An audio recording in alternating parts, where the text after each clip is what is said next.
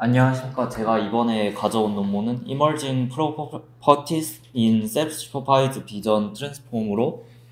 주로 이제 다이노라고도 불리는 논문인데, 제목에서는 다이노라는 어원의 그런 유래를 찾아볼 수는 없는데, 우선 곧 다이노가 왜 다이노인지 설명드리도록 하겠습니다. 우선 발표는 논문 목차를 따라서 진행을 하도록 하겠습니다. 우선 이 논문은 앞서 말씀드렸던 것 같이 다이노라고 주로 불리는 논문이고, 다이노는 Self Distillation with No Labels라는 말에서 따온 것으로, 우선 어떤 Self Supervised Learning인 방법처럼 레이블 없이 셀프 디스틸레이션 방법으로 지금 보이는 움직이는 것처럼 특정한 어떤 오브젝트에 집중된 어텐션, 오른쪽은 어텐션 맵으로 특정 오브젝트에 집중해서 더 잘 어텐션 될 수 있도록 셀프 슈퍼바이즈드 러닝을 진행한 논문이라고 볼 수 있습니다. 그렇게 해서 이미지 단위로 또 보면은 특정 새나 아니면은 어떤 요트, 자전거 이런 특정한 주로 집중되는 그런 어텐션 맵 쪽에 좀 더 어텐션이 잘 되었다는 것을 확인할 수 있으며, 우선 다시 릴레이티드 워크 쪽을 설명드리면은, 우선 트랜스포머가 비전 쪽에 적용되면서 비전 트랜스포머가 나오게 되었습니다. 우선 비전 트랜스포머 같은 경우에 기존의 컨볼루션 뉴럴 네트워크와 가장 큰 다른 특징 중에 하나라고 볼 수 있는 것은 어텐션 맵으로 지금 그림에서 보이는 것처럼 어떤 어텐션 맵을 표현했을 때 특정 오브젝트나 특정 부위에 어텐션 되어 있는 모습을 확인할 수 있습니다. 이 논문 같은 경우에는 이 어텐션에 더 집중을 해서 어텐션을 더 잘 돼서 특징을 더 잘 추출할 수 있도록 한 논문이라고 볼 수 있습니다. 그리고 셀프 슈퍼바이즈드 러닝에 대해서도 간단히 소개해 드리면은, 셀프 슈퍼바이즈드 러닝 같은 경우에는 아주 많은 레이블 없는 데이터를 이용해서 학습을 진행하는 것인데, 현재로서는 크게 4가지 분류로 나눠 볼 수 있습니다. 그 중에 이제 다이노 같은 경우에는 셀프 디스틸레이션 쪽으로 분류를 할 수 있을 것 같고, 그리고 기존 세미나에서도 종종 나왔던 마스크드 오토 인코더 같은 경우에도 셀프 슈퍼바이즈드 러닝이라고 볼 수 있으며, 다른 방법으로는 딥 매트릭 러닝 방법에는 심CLR 그리고 스와브 같은 그런 셀프 슈퍼바이즈드 러닝 방법들이 있습니다. 그리고 논리지 디스틸레이션에 대해서도 간단하게 말씀드리면은, 논리지 디스틸레이션 같은 경우에는 보통 큰 티처 모델에서 학습을 진행하여서 큰 티처 모델에서 나온 결과를 바탕으로 스튜던트 모델을 학습을 하여서, 그렇게 해서 큰 티처 모델의 정확성과 그리고 스튜던트 모델의 좀 더 가벼운 그런 특정한 이점 2가지를 모두 살리려는 그런 메소드라고 볼 수 있습니다. 우선 이 논문의 접근 방식을 살펴보면은, 스튜던트와 티처 모델이 있는데, 이 두 모델을 이용해서 셀프 디스틸레이션 하는 그런 파이프라인을 따른다고 볼 수 있으며, 다시 논문에서는 수도코드와 그림 2개 다 제공하는데, 이 그림을 따라서 다시 천천히 설명드리도록 하겠습니다. 우선은 이 방법을 진행하기 위해서 가장 먼저 인풋 이미지가 있고, 이 인풋 이미지를 어그멘테이션 하여서 각각 이제 서로 다른 스튜던트와 티처 모델에 들어가게 됩니다. 그렇게 해서 스튜던트와 티처 모델에 들어가게 되면은 각각 결과물을 나타내게 되는데, 여기서 이제 앞서 설명드렸던 논리지 디스틸레이션과 다르게 여기서는 디스틸레이션을 할 때 스튜던트와 티처 모델이 둘 다 똑같은 구조를 가지게 됩니다. 그렇게 해서 모델을 거쳐서 나온 결과 같은 경우에는 소프트맥스를 거쳐서 프로버빌리티를 계산하게 되는데, 여기에서 이제 또 살펴볼 점 같은 경우에는 소프트맥스의 샤프닝과 센터링을 더했습니다. 이 방법들에 대해서는 또 설명드리면은, 우선 센터링과 샤프닝 같은 경우에는 콜랩스 문제를 피하기 위해서 도입하였는데, 센터링과 샤프닝은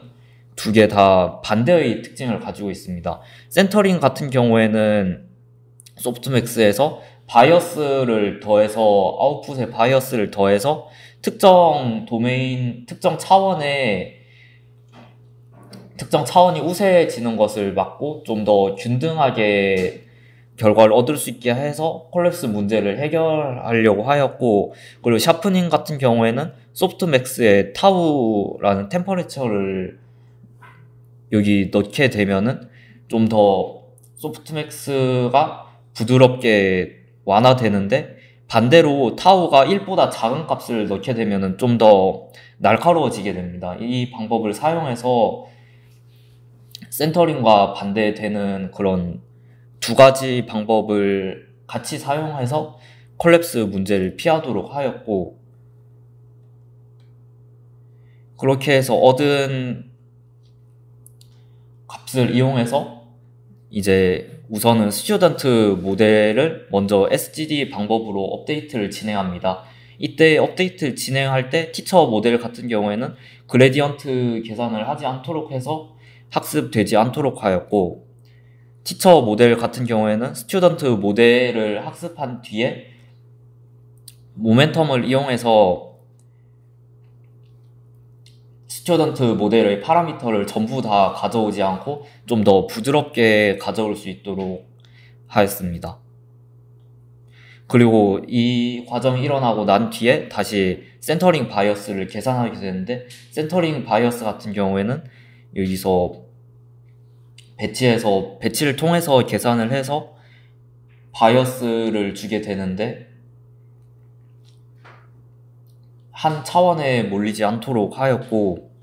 그리고 샤프닝 같은 경우에는 앞서서 설명드렸던 것처럼 1보다 작은 값을 사용하게 되는데, 스튜던트 모델에서는 0.1, 그리고 티처 모델에서는 0.04와 0.07 사이를 코사인으로 이제 변형되도록 하였습니다. 그리고 이 방법 같은 경우에는 앞서서 소프트맥스를 통해서 구하는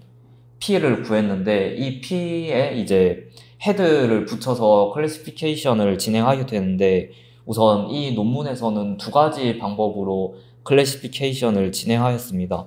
우선은 좀 리니어 클래시피케이션을 사용하였는데, 리니어 클래시피케이션 같은 경우에는 좀 하이어 파라미터에도 민감하고 또 정확도의 베리언스가 커서 KNN 클래시파이어도 같이 사용하였는데, 아래 그림처럼 특징이 좀 잘 분류되는 논문인 만큼 KNN도 꽤 좋은 성능을 보였습니다. 우선 결과를, 아키텍처를 레즈넷 기반으로 사용한 것과 VIT 기반으로 사용한 것 두 개가 있는데, 다른 메소드들과도 비교해 봤을 때 다이노 방법이 좋은 성능을 얻었고, 그리고 또 주목할 점은 아래쪽을 보면은 VIT의 다이노 방법을 사용했을 때, 리니어 클래시파이어를 사용했을 때와 KNN을 사용했을 때도 비슷한 성능을 얻을 수 있었습니다. 그리고 또 아키텍처를 바꿔가면서 비교를 했을 때도 VIT의 패치 크기와 그리고 사이즈도 바꿔봤는데, 우선은 VIT의 크기가 커질수록 성능이 좋아졌고, 패치의 크기가 작아질수록 또 성능이 좋아져서, 여기 다이노에서는 8x8 패치와 VIT B 모델을 사용하였을 때가 가장 성능이 좋았다고 하고 있습니다. 그리고 또 다른 태스크에 적용하였을 때도 비교를 하였는데, 이미지 리트리벌 같은 경우에도 이 논문에서는 다이노가 특징을 잘 추출하기 때문에 또 이 태스크에 적용했을 때도 성능이 좋았으며, 그리고 카피 디텍션에도 적용하였을 때도 다이노가 특징을 잘 뽑아내는 만큼 성능이 잘 나왔다고 하고 있습니다. 그리고 또 이 방법을 비디오 인스턴스 세그멘테이션이나 다른 세그멘테이션 방법에도 적용하였을 때도 성능이 더 잘 나왔으며, 그리고 또 어텐션 맵을 살펴보았을 때도 왼쪽 같은 경우에는 헤드마다 각각 다른 어텐션 맵을 뽑아내고 있는데, 각각 이제 색깔마다 서로 다른 부위에 따른 서로 다른 시계탑 같은 경우에 시계의 어텐션 맵이 나오는 헤드도 있고, 그리고 그 주위 탑 부분, 그리고 깃발 부분, 이렇게 각각 다른 부위도 어텐션을 잘 뽑아내고 있으며, 그리고 오른쪽을 살펴봤을 때도 피처를 봤을 때 슈퍼바이즈드 방법보다 다이노 방법이 좀 더 어텐션이 물체에 잘 집중돼서 세그멘테이션도 잘 되고 있는 것을 볼 수 있습니다. 그리고 또 이 방법을 트랜스퍼 러닝에 적용해서 다른 이미지넷에 학습한 모델을 다른 데이터에도 적용을 해서 또 파인 튜닝을 진행하였을 때도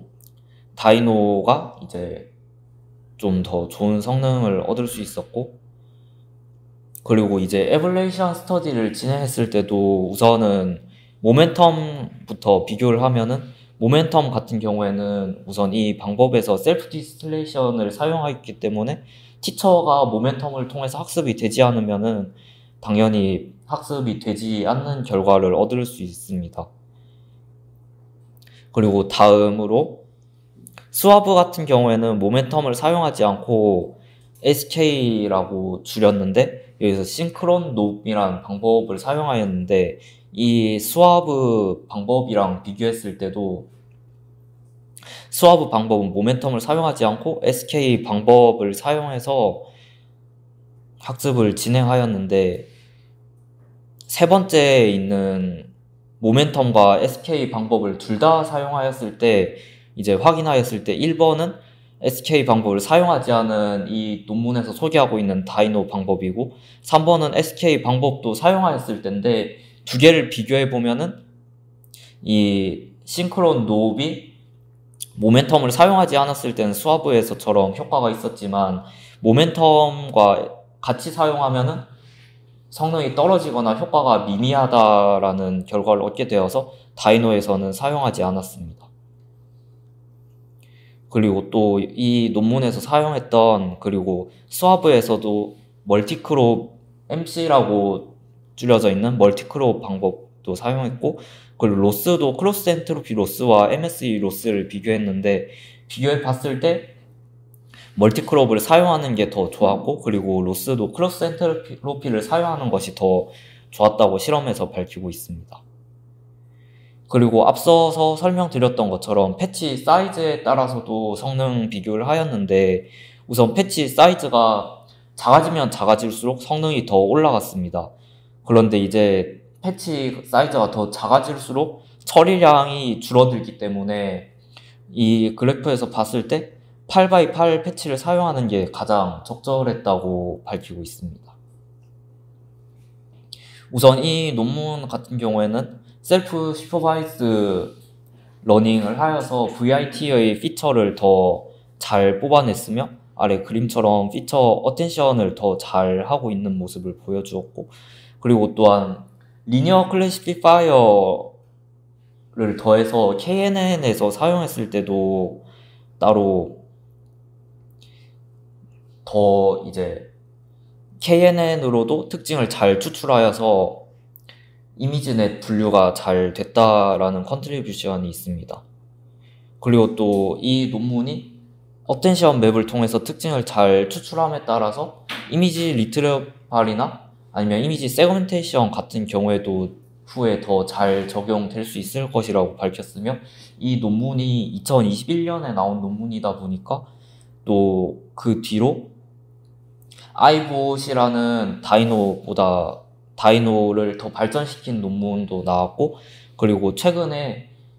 2023년 4월쯤에 또 다이노 버전 2가 나왔는데, 여기서도 좀 더 개선된 모습을 보여주고 있으며, 그리고 또한 다양한 태스크에도 적용되는 모습을 보여주고 있는데, 이것도 조만간 또 발표하도록 하겠습니다. 이상으로 발표를 마치겠습니다. 감사합니다.